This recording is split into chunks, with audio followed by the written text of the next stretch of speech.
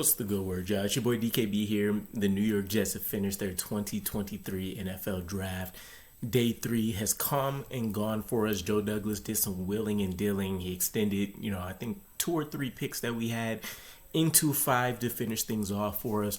Let's go ahead and dive into some of these guys are. But keep in mind as well, for those that felt like we didn't do well in this particular draft, Day 3, it's going to be rare that you find a steal in this particular, in any draft, particularly this one where a lot of people felt like the talent was very diminished and just overall weak across the board. So you're really looking for traits or skill sets that stand out to you. And I think we did a good job of doing just that. So let's go ahead and dive into it. In round 4 to kick things off for us, we selected Pittsburgh tackle Carter Warren. It's a guy that has smooth footwork, quick feet, a little bit of a quick twitch to his game, right? The ability to go out there and mirror people.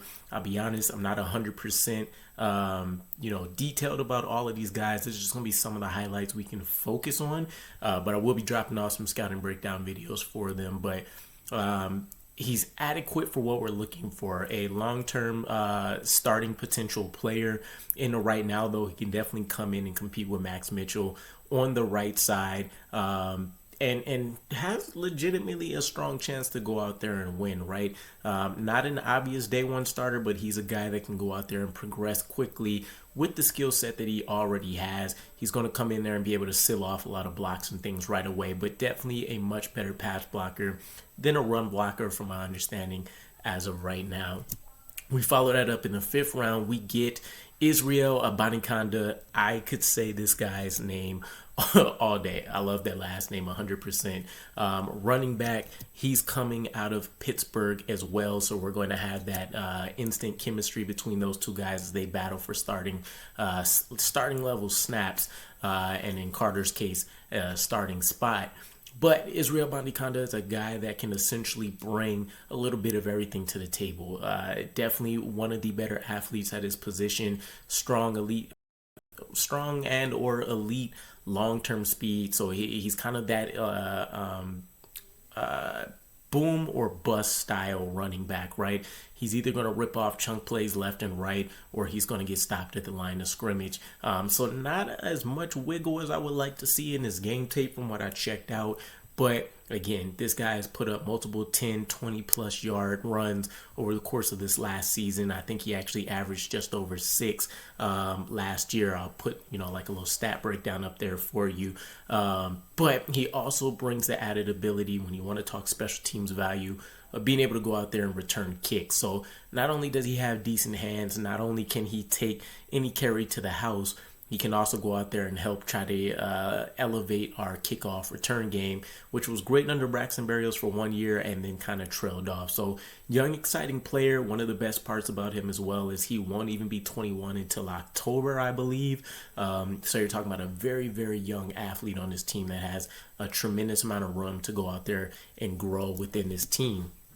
Now, we move into the 6th round. We get Zaire Barnes out of Western Michigan. It's a conference that Robert Saleh is pretty familiar with, the MAC conference, if I'm remembering correctly. And he kind of put it out there during his press conference.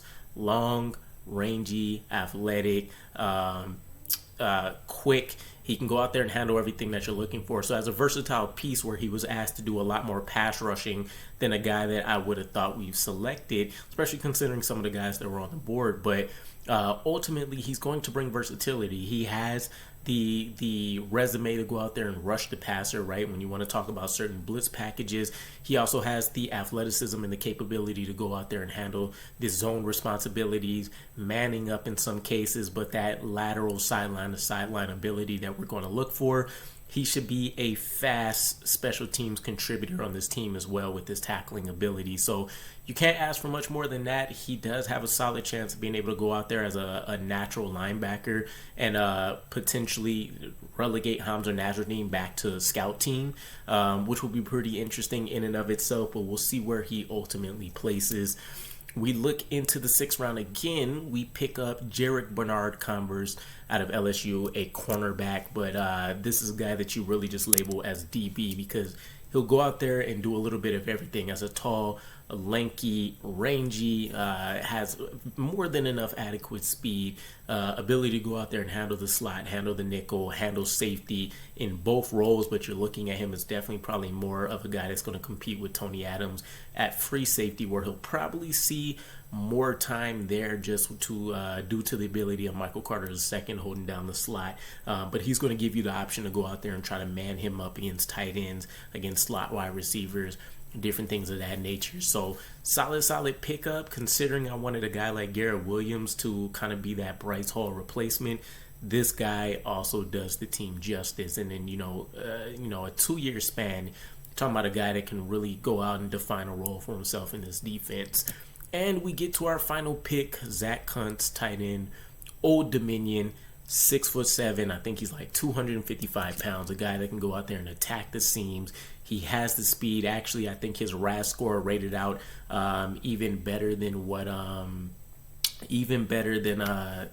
all the tight ends, but Darnell Washington, for example. So this is a guy that I think they had a clear plan for. There's some things you want to clean up with him, but extreme catch radius. He can go out there on the slot. If you can get his blocking ability down a little bit better, you can put him in line.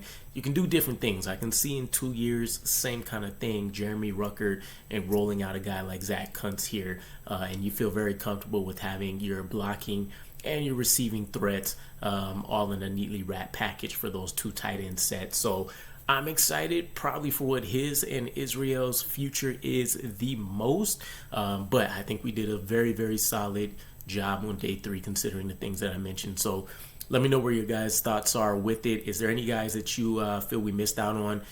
Also, before we wrap this up, there are a couple guys I think we should keep our eyes on for undrafted free agents. Not sure if anybody else is going to fall off this list. To be 100% certain with you, I do know that looking at the guards, I wanted us to grab Andrew Voorhees if he fell. He ended up getting scooped up by the Ravens.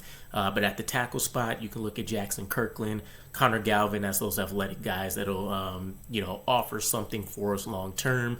Defensive tackle Jalen Redmond, linebacker Cam Jones, and at safety, if you want to talk free safety spot again, you can look at guys like Brandon Joseph and Quindell Johnson to kind of help compete and fill those backup roles. So again, let me know what you guys' thoughts are with it. Go Jets. I can't wait to dive into all the content that I still miss. Check out the scouting breakdowns, which I'll deliver you guys, and all that good stuff. And I'll catch you again. Peace.